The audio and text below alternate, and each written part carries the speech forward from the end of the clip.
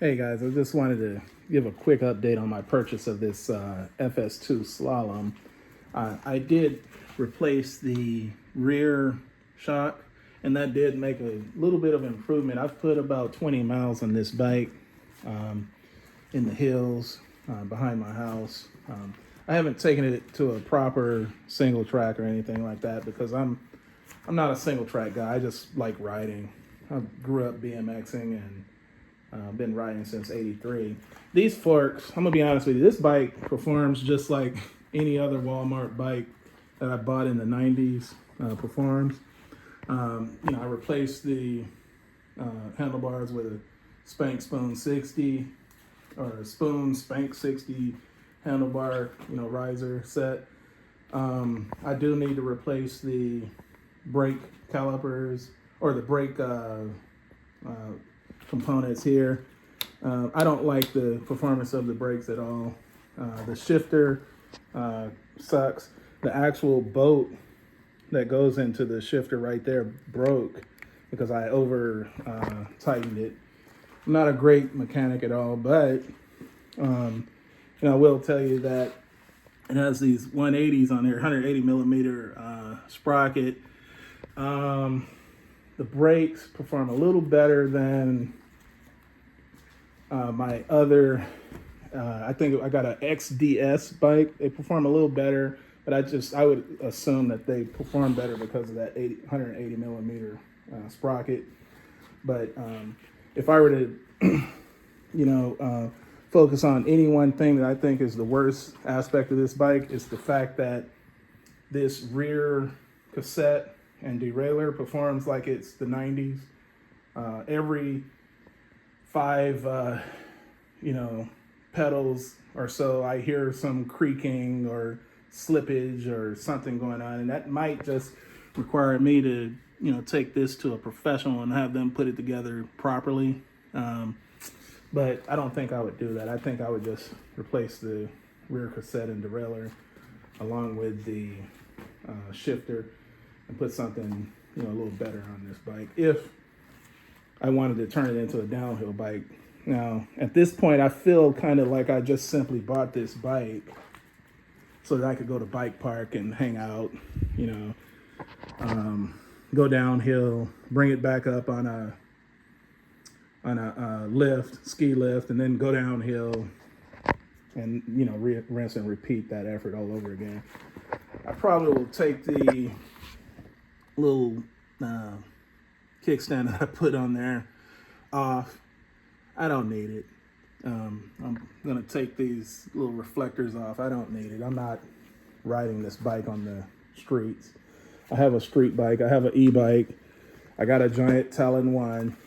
If I were to compare this bike to my Giant Talon 1, I would say this performs just like what you would expect a Walmart bike to perform as. It's creaky. The rear cassette slips. The derailleur is not tuned in. And I don't do any of that stuff. I usually just take my bike to the bike shop. I take it over to Cyclery USA and let those guys do their work, Replace the seat. I love this seat. Look at that. That commuter fluid. Something about this fluid here just makes my seat bones or my sit bones feel at home. So I picked up some fake Chesters. I think these are called Jet Cat. So let me turn that around. Got these on Amazon for like 15 bucks. You can get the actual Chesters for $35 and actually do yourself a favor. But because this bike,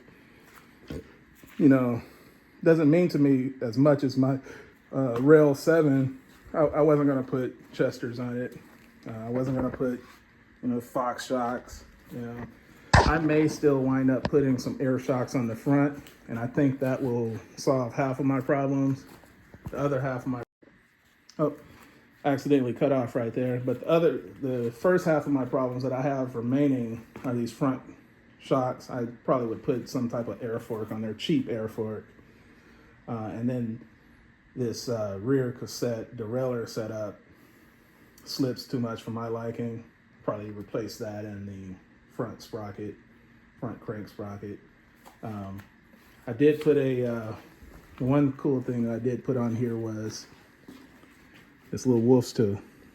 Look at this. Yay! As my little 7-year-old daughter would say. I mean, how do I feel about the bike? At this point, I feel like I basically just bought a frame that I needed to upgrade. I bought a $400 frame that is upgradable.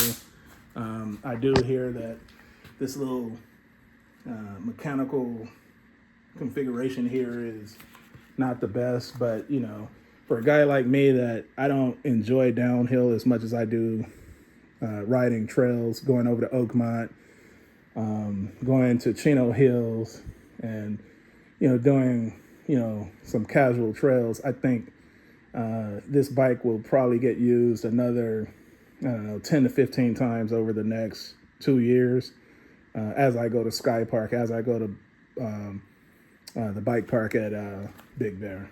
So, well, hey, just wanted to give a quick update and just let you guys know that, yeah, Walmart did do better than they did in the 90s, but it's still a shit bike. You're gonna have to replace every component on it, and you'll wind up with a really nice frame with, really nice components. And if I put $500 into a $400 bike, that saves me about another $500 to $1,000 on one of those Specialized or Trek, mountain bikes. Now, I don't know that Trek even makes anything under $2,500, but maybe they have an entry-level bike for $1,500, or you could pick one up on Facebook Marketplace that does a way better job of this, or someone has already upgraded all the components on it and just want to get rid of it for $1,500.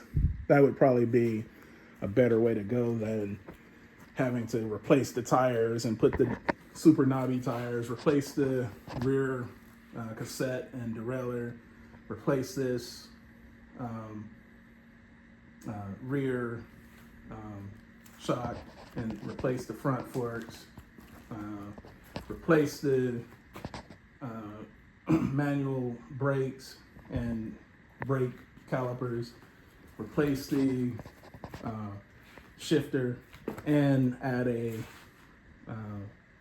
dropper post to it. You may already be able to find something for $1,500 already that someone's just trying to get rid of and do a way better job than this. One other thing that I don't like about it is this little setup here. The back of my heel continues to hit that, and from time to time. It doesn't impact my riding, but it is something that I don't like. And if I go out and I do 5-mile ride and I hit the back of my foot 4 or 5 times, that's just more interruptions to my ride. It's less heads up riding and more distractions that I don't want. And these are things that I've noticed now that I have my Trek Rail 7 about riding my other bicycles. I notice all the differences. I notice all the creakiness.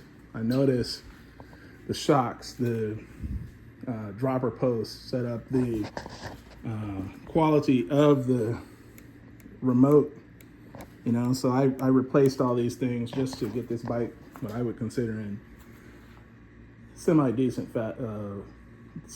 state. Now, would I buy it again?